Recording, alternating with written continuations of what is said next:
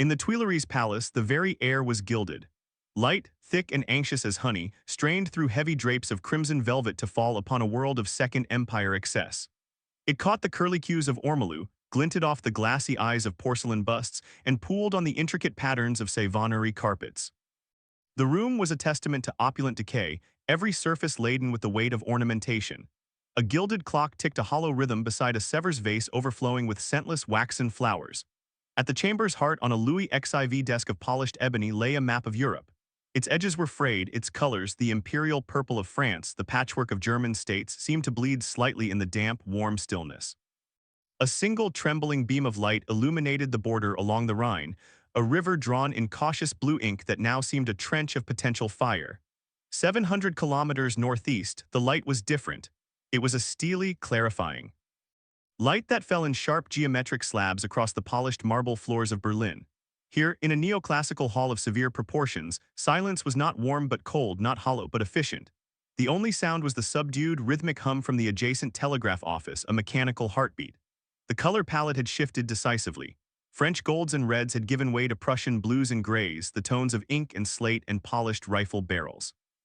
In a stark office, a single diplomatic cable, its paper crisp and white, lay centered on a cold metallic desk.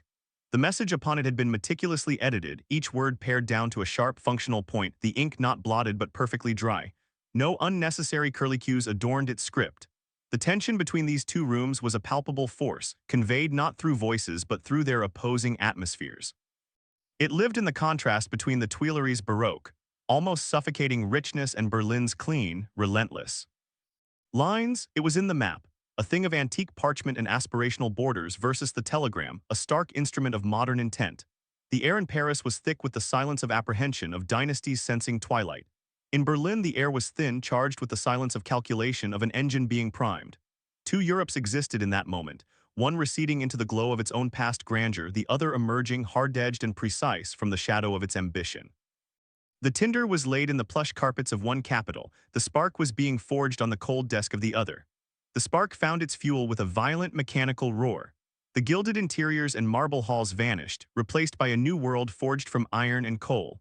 The scene shifted to the great railway junctions of the Rhineland, landscapes once pastoral now transformed into monstrous logistical hubs.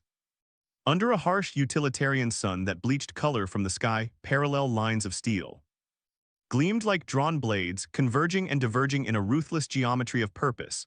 Steam locomotives, black behemoths wreathed in their own gritty breath, chuffed and hissed in stations that had become arteries of war. Their tenders were piled high with glistening anthracite, their boxcars sealed shut, containing futures yet unspent. On the platforms, order was absolute and terrifying in its scale. Thousands of crates, each stenciled with identical, stark markings, formed rectilinear mountains beside the tracks. They contained rifles packed in grease, uniforms bundled by the hundred, tinned rations and bandages, the mundane ingredients of catastrophe.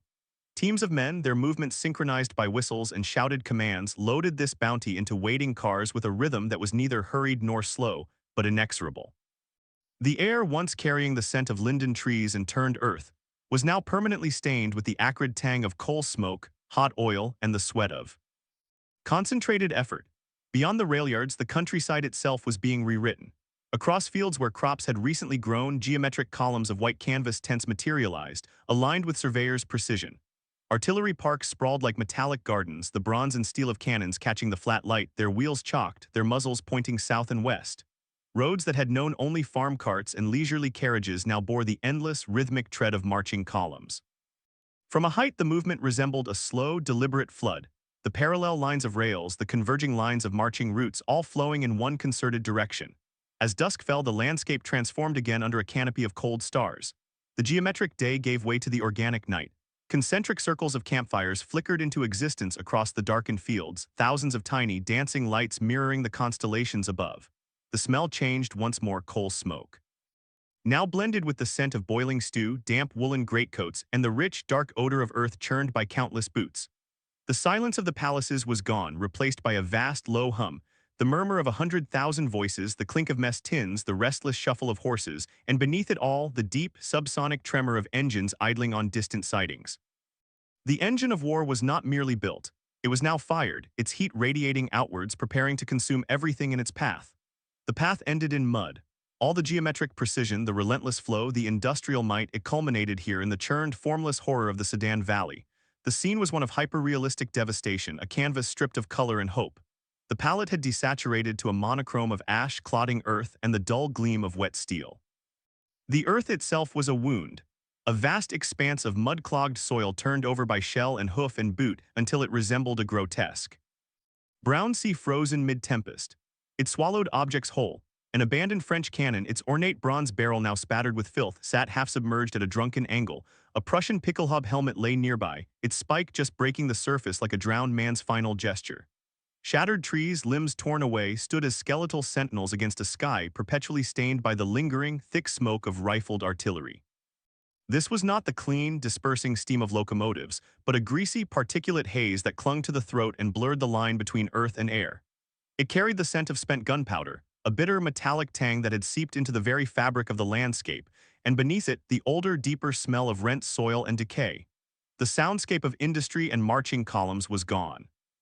In its place was an eerie, dripping silence, broken only by the mournful whistle of a wet wind threading through broken equipment, a torn haversack, a splintered rifle stock, a canteen with a bullet hole. The distant, fading thunder of cannons existed now only as a memory in the air, a phantom vibration. The storm had passed, leaving behind its wreckage in this hollow, ringing quiet, focus narrowed to a shallow depth of field. In the foreground, the mud resolved into terrible detail, the imprint of a hand, the track of a worm, a discarded letter dissolving into pulp. Beyond this intimate ruin, the background blurred into a haze of smoke and mist. And there, isolated in the middle distance, sharp against the gloom, was a single torn regimental flag. It hung heavy and sodden from its broken staff, its once vibrant tricolor now bleached to muted shades of gray and brown by rain and grime. A slow, cold drizzle began to fall, each drop tapping a minute dirge on the taut fabric, the sound absorbed instantly by the all-consuming mud. The flag did not wave. It simply existed, a final, fading testament to order in a world that had reverted to chaos. The engine of war had reached its destination, and in doing so had annihilated itself, leaving only this silent, rain-soaked field and the slow, patient seep of water into earth. The cold, directional light of a January morning entered the Hall of Mirrors not as an illumination, but as an accusation. It fell in sharp, geometric slabs through the high arched windows, cutting through the lingering night chill to strike the opposing wall of mirrors.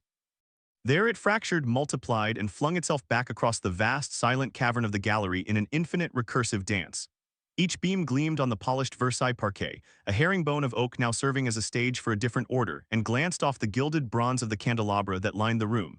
The space was empty, yet profoundly prepared, holding its breath in the moments before history entered. The hall was a study in imposed contradiction. Against the soaring, painted ceilings were French Baroque allegories. Celebrated the triumphs of Louis XIV, the Sun King forever charioted across clouds, hung new stark symbols. German imperial banners, black eagles against fields of white and red draped from the cornices.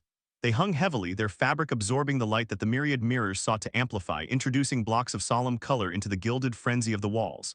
At the far end of the 300-foot perspective, a simple, empty dais waited, a wooden platform covered in dark cloth. Before it, rows of unoccupied chairs stood in perfect, regimented lines, their velvet seats a deep, somber blue. The atmosphere was one of heavy, silent consequence. The air itself felt dense, layered with the ghosts of minuets and the impending weight of proclamations. The visual motifs screamed their contrast. The voluptuous curves of carved garlands and writhing cherubs framed the severe, linear hangings of the conqueror. The opulent, confident artistry of a vanquished civilization was now merely a backdrop, a museum diorama for the enactment of its own political death. The light, so clean and cold, seemed to sanitize the room of its past, bleaching the gold leaf slightly, making the cherub's smiles look frozen and foolish. Every surface held a double image. The mirrors reflected not only the windows and the opposing mirrors but the profound emptiness between. They captured the vacant chairs, the lonely dais, the banners hanging like trophies, and repeated them into a tunnel of possible futures, each reflection slightly dimmer, slightly more uncertain. The room was a machine for generating echoes, and now it awaited the sound that would resonate for decades. The only present echoes were those of unseen footsteps, a distant guard's measured tread on marble that seemed to originate from everywhere and nowhere in the labyrinth of glass. The culmination was this silent suspension. The tinderbox had ignited, the engine had roared and fallen still, and now the mechanism of peace, or rather of dictated order, was to be assembled here in the very heart of vanquished pride. The cold morning light, the infinite reflections, the empty chairs, all pointed toward the dais, that focal point of nullity. The seeds of future conflict were not just in the terms to be signed, but embedded in the very stones and glass of this room, in the glaring juxtaposition of eagle and cherub, in the mirrors that would soon reflect the satisfied faces of princes and generals, trapping their images in a gilded cage of endless repetition. The hall waited, a perfect, beautiful vessel ready to be filled with a bitter, enduring wine.